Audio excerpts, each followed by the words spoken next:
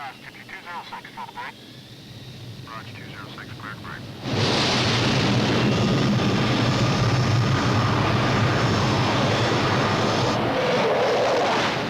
206, Tomcat, mile 5.0. Roger, ball, Tomcat, 25 knots down the angle. Watch your lineup.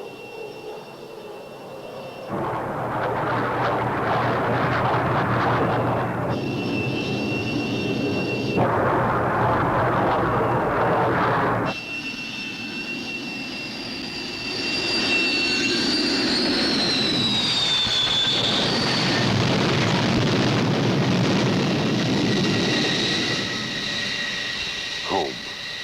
1,000 feet of steel deck, a length of braided cable, and a yellow shirt to get you out of the way safely, quickly. Because 30 seconds later, they do it again. And again, in round-the-clock training exercises that make up the day-in and day-out scenario aboard a nuclear-powered carrier at sea.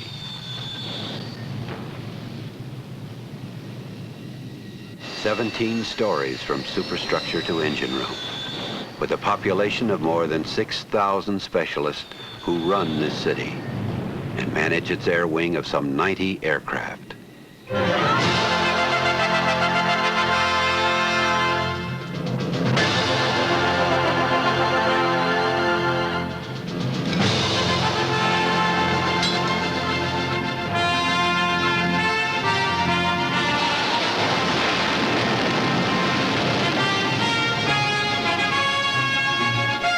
The carrier is the big punch in the most awesome array of offensive and defensive weaponry ever put together.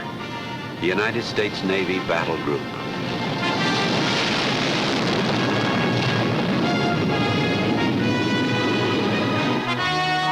With guided missile cruisers for close-in defense of the battle group against air, surface, and submarine threats. Guided missile destroyers, the outer defensive ring of the battle group.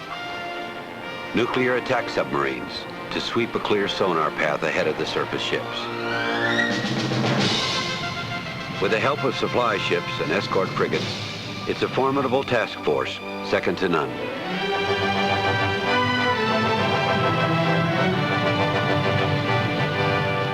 At the heart of it all, the 90,000-ton supercarrier. Nuclear-powered for unmatched operational flexibility, sustained high speed and maneuverability with enough fuel for 13 years at sea.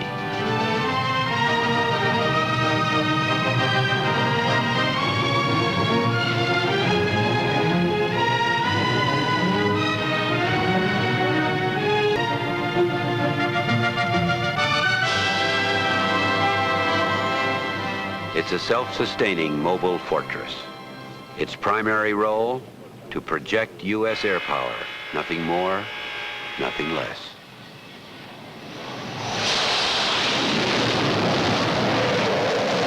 Aboard the carrier, a strategic mix of aircraft to counter the full spectrum of air, surface, subsurface, and land-based threats.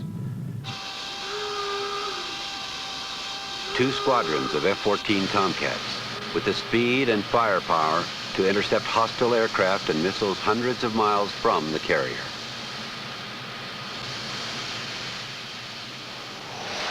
3 attack squadrons of A-6E Intruders and A-7 Corsairs. Close air support and attack bombers which can carry the fight to the enemy. Early warning E-2C Hawkeyes for detecting threats hundreds of miles away and directing fighter aircraft to the intercept.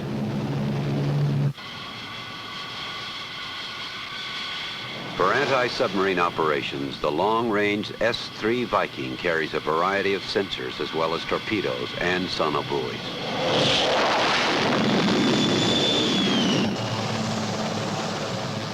Close in, the Sea King helicopter uses electronic sensors and dipping sonar for submarine detection.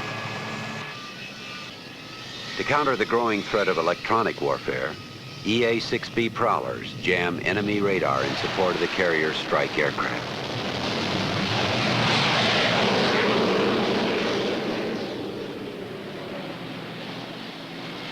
Finally, a utility transport moves men and supplies on and off the ship. It's always welcome, because it also picks up and delivers the mail. Who moves all this hardware about, carries out the choreography for this floating airport, handles every launch and every recovery? Young men for the most part. The average age of the deck crew is less than 20. The flight deck is a hard school, unforgiving and unrelenting.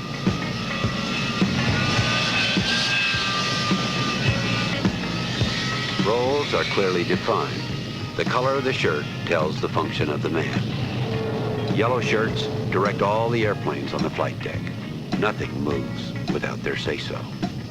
The white shirts inspect the aircraft as they approach the catapults for launch. Green shirts hook them up, perform all maintenance. Purple shirts fuel the aircraft. Blue shirts chock and chain them. Red shirts handle ordnance. Silver suits are firefighters. If an airplane crashes, their job is to rescue the crew. The brown shirts are the plane captains, responsible for the care of each airplane. Below deck in the hangar bay, where as many as 50 aircraft can be stowed, maintenance crews work night and day to keep them flying. Hundreds of other skilled technicians and ship's personnel fill a variety of important jobs throughout the carrier.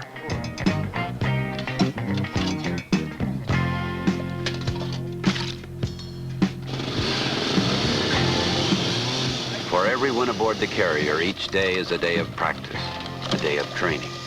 All right, gents, this is it. This is for real. We've got a job to do. To the carrier's air crews, being prepared means flying at least once a day, sometimes twice. The missions: practice radar intercepts, air-to-air combat, strafing towed targets, bombing land targets, practice anti-sub operations, practice, practice, practice. No matter what the missions, the aircraft that carry them out are a tough breed. Launched from steam-powered catapults, yanked off the deck in a couple of 100 feet.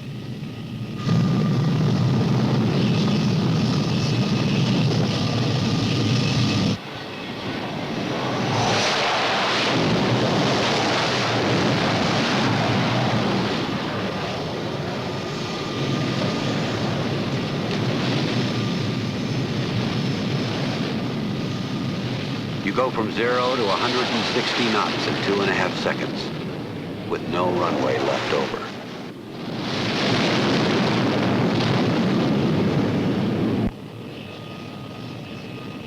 Although this may be practice, they play it for real here, and they play to win.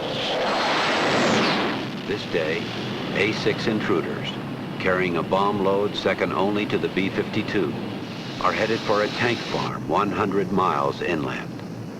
Accompanying them, an EA-6B Prowler. His job, jam the enemy radar so they can't find the intruders. Meanwhile, the E-2C Hawkeye, on patrol miles from the carrier, has picked up an unidentified bogey. The information is relayed to the ship's Combat Information Center via data link, computers talking to each other.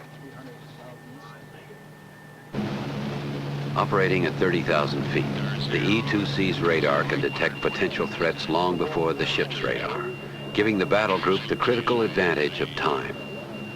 2 F-14 fighters on station are vectored toward the bogey.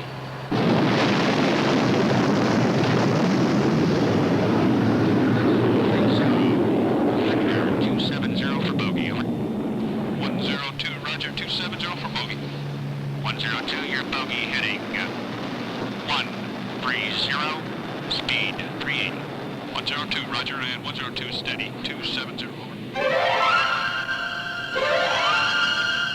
300 miles away, the diversity and flexibility of carrier air power will soon be felt in an offensive mode as the Navy bombers cross the beach on this practice mission.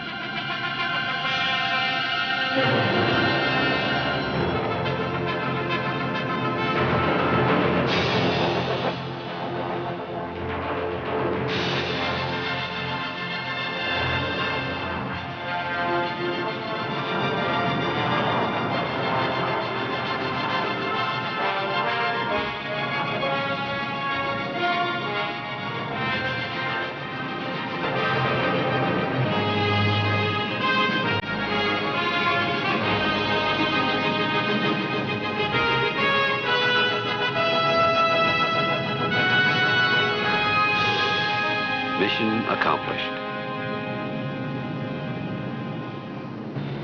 102 has a contact, 190 at 7 miles. That is your bogey.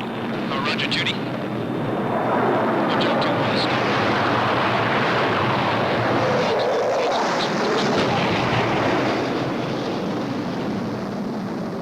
Fox 2, 102, Fox 2, Grand Slam.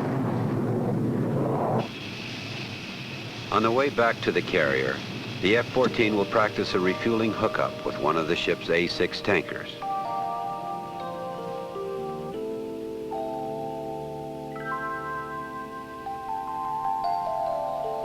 And now it's home again.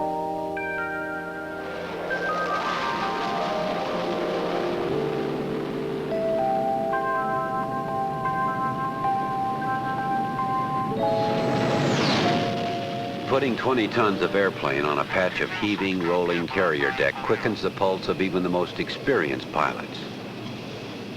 You watch the landing aid system, or meatball, for glide path corrections. You don't watch the deck.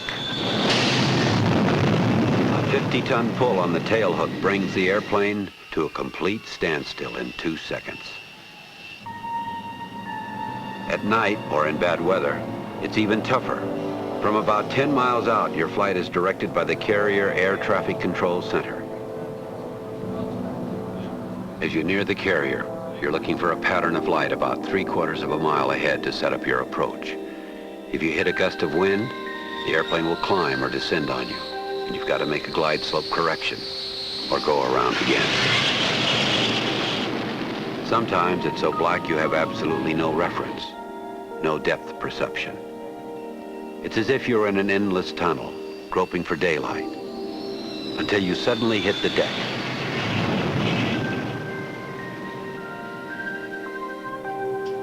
Ongoing operational exercises blur night into day, day into night. Below deck, lights are always on in this community of compartments where there's less privacy than you'd like, but also the opportunity for camaraderie and building friendships.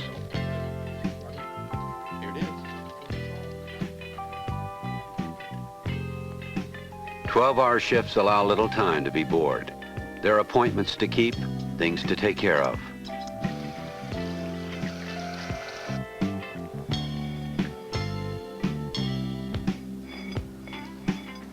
Not for a moment, however, are you likely to forget where you are, or why. Training for emergencies is conducted with all the urgency and concern of the real thing, especially general quarters, when everyone reports to their assigned duty stations on the double. Fires and accidents, special teams are trained to respond to these deckside emergencies.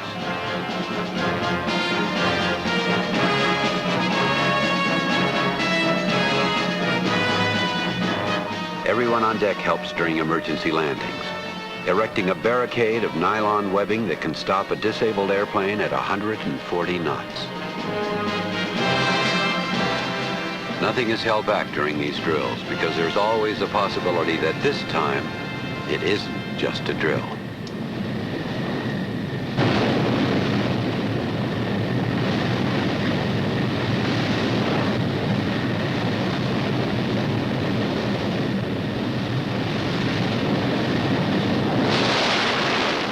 All part of a philosophy of training that goes to the core of what it really means to be prepared. To know how to deal with less than ideal situations. On the carrier, nothing is taken for granted.